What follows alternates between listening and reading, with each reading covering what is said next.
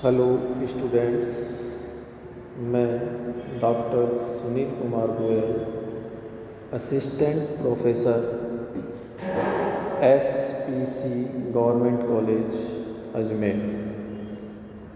आज मैं आपको बीकॉम पार्ट 3 में paper first income tax law and accounts के अंतर्गत इनकम टैक्स के बारे में आपसे जानकारी साझा कर रहा हूँ।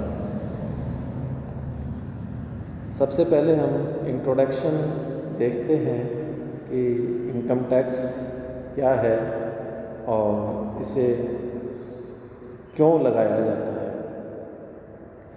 देखिएगा, इनकम टैक्स भारत में जो भारत सरकार की जो रेवेन्यू होती है, रेवेन्यू कलेक्शन में इनकम टैक्स का बहुत ही महत्वपूर्ण स्थान है।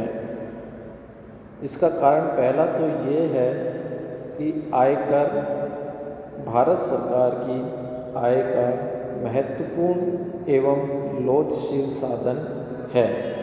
और दूसरा जो कारण है जो इसको महत्वपूर्ण स्थान देता है, उसका कारण दूसरा यह है कि आयकर देश में व्याप्त आर्थिक विषमता को दूर कर आर्थिक समानता लाने में अपनी महत्वपूर्ण सहायता भारत सरकार को प्रदान करता है। ये तो हुई उसके महत्वपूर्ण स्थान जो इंडियन रेवेन्यू कलेक्शन में है, उसके बारे में हमने चर्चा की। अब हम जानकारी करते हैं कि आयकर क्या है। आयकर दो शब्दों से मिलकर के बना है, आय और कर, यानी कि आय पर लगाया जाने वाला कर, चाहे वो किसी भी तरह से इनकम हो, चाहे वो मजदूरी के रूप में हो, चाहे वो वेतन के रूप में हो, चाहे वो ब्याज के रूप में हो, चाहे वो किराए के रूप में हो, किसी भी रूप में यदि किसी व्यक्ति को प्राप्ति होती है इनकम के आय के रूप में, उस पर कर भारत सरकार के द्वारा लगाया जाता है। यहाँ पर हम आय से पहले कर के बारे में हम जानकारी करें कि कर कितने प्रकार के होते हैं। हमारे देश में दो प्रकार के कर वसूल किए जाते हैं। पहला है प्रत्यक्ष कर और दूसरा है अप्रत्यक्ष कर। अब हम प्रत्यक्ष कर के बारे में जानकारी करते हैं कि प्रत्यक्ष कर क्या होता है। प्रत्यक्ष कर से आशय ऐसे कर से होता है जिसका भार उसी व्यक्ति को वहन करना पड़ता है जिस पर यह कर लगाया जाता है। जिस व्यक्ति पर इस कर को लगाया जाता है वह व्यक्ति अपने स्वयं के स्रोत से कर का भुगतान करता है। वह इस कर को अन्य व्यक्ति से वसूल नहीं कर सकता, अर्थात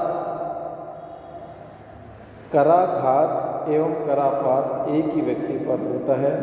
प्रत्यक्ष कर में आयकर प्रमुख कर होता है, यानी कि जिस व्यक्ति पर वह कर आरोपित किया जाता है जिसको कराघात कहते हैं, और वही व्यक्ति कर भारत सरकार को चुकाता है और उसको करापात कहते हैं। यानी कि कराघात जिस व्यक्ति पर कर आरोपित किया जाता है या लगाया जाता है, करापात जो व्यक्ति कर चुकाता है गवर्नमेंट के पास, तो वो करापात कहलाएगा। तो इनकम टैक्स ऐसा है, ऐसा कर है जो जिस व्यक्ति पे लगाया जाता है वही उसको पे करता है।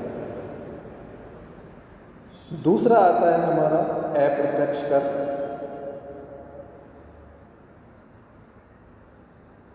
अप्रत्यक्ष कर से आशय हम ऐसे कर से लेते हैं जिसका कराघात एवं करापात अलग अलग व्यक्तियों पर होता है, अर्थात किसी अन्य व्यक्ति पर उसको कर को आरोपित किया जाता है और कोई अन्य व्यक्ति उस कर को पे करता है। यानी कि दोनों व्यक्ति अलग अलग होते हैं। आरोपित जिस पे किया जाता है कर का वो अलग व्यक्ति होता है और जो कर पे करता है वो अलग व्यक्ति होता है। अर्थात इस कर का भुगतान यद्यपि उसी व्यक्ति द्वारा किया जाता है जिस पर इसे लगाया जाता है, परंतु वह ऐसे कर को वस्तुओं एवं सेवाओं के उपयोग करने वाले व्यक्ति से वसूल कर लेता है। इसमें सबसे जो उदाहरण है वो है जीएसटी, यानी कि व्यापारी जब स्वयं माल पर क्रय करता है तो वह टैक्स दे करके क्रय करता है, और जब वही व्यापारी माल को ग्राहक को सेल करता है तो वह ग्राहक से टैक्स वसूल करता है। तो एक तरफ क्रय करने पर व्यापारी टैक्स पे कर रहा है, दूसरी तरफ माल को सेल करने पर ग्राहक से वसूल कर रहा है। तो यहाँ पर जो डिफरेंस अमाउंट है, जो पे करने पर जो उसने क्रय करने पर जो टैक्स पे किया और विक्रय करने पर जो उसने रिसीव किया, उन दोनों का डिफरेंस अमाउंट वो सरकार में जमा कराता है। तो यहाँ पर ऐसे कर को चूँकि लास्ट में ग्राहक पे कर रहा है टैक्स को, ठीक है, तो ग्राहक डायरेक्ट पे कर नहीं रहा है गवर्नमेंट को डायरेक्ट व्यापारी ही पे कर रहा है। तो यहाँ पर जो इस तरह की जो स्थिति आती है वो अप्रत्यक्ष कर कहलाती है। इसमें जीएसटी, उत्पाद शुल्क, सीमा शुल्क आदि प्रमुख कर हैं।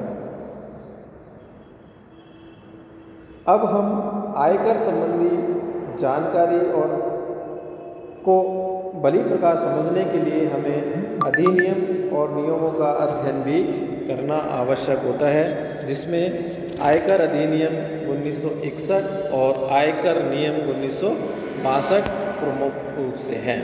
तो सबसे पहले हम आयकर अधिनियम 1961 को देखें। आयकर अधिनियम की धारा 1 के अनुसार इसे आयकर अधिनियम 1961 कहते हैं। यह अधिनियम 1 अप्रैल 1962 से लागू हुआ था तथा संपूर्ण भारतवर्ष पर लागू होता है। इसमें 298 धाराएं और 14 अनुसूचियां भी हैं। आयकर अधिनियम 1961 में भी अनेक बार संशोधन किए जा चुके हैं। लगभग प्रत्येक वित्त अधिनियम द्वारा इसमें संशोधन किए जाते हैं। इसके अतिरिक्त समय समय पर टैक्सेशन लॉ अमेंडमेंट एक्ट द्वारा भी परिवर्तन किए जाते रहे हैं। जितनी तेज़ी से भारत में आयकर अधिनियम में परिवर्तन हुए हैं, उतनी तेज़ी से संभवतः विश्व के किसी भी देश में आयकर से संबंधित कानून में परिवर्तन नहीं हुए हैं। प्रत्यक्ष कर प्रणाली को सरल और कर की चोरी को रोकने के उद्देश्य से प्रत्यक्ष कर कानून संशोधन अधिनियम 1987 एवं प्रत्यक्ष कर कानून संशोधन अधिनियम 1989 एवं प्रत्यक्ष कर कानून संशोधन अधिनियम 2006 पारित किए गए हैं। इसी प्रकार से जो दूसरा आयकर नियम 1962 है, यह इन नियमों के नियम 1 के अनुसार इनको आयकर नियम 1962 कहते हैं और यह भी 1 अप्रैल 1962 से प्रभाव में आए हैं। ये नियम आयकर अधिनियम के अनुपूरक कहलाते हैं, सप्लीमेंट।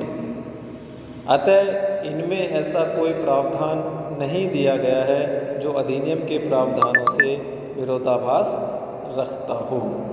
इन नियमों में आयकर अधिनियम में दिए गए प्रावधानों की कार्यविधि एवं क्रियान्वयन के संबंध में विस्तृत नियम, विभिन्न फार्मों एवं प्रपत्रों आदि का वर्णन किया गया है। हाथ की दरें, अनुलाभों के मूल्यांकन, ब्याज की गणना आदि से संबंधित प्रावधान इन नियमों में ही दिए गए हैं।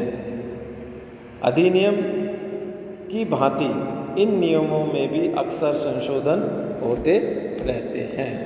आज के इस वीडियो में इतना ही।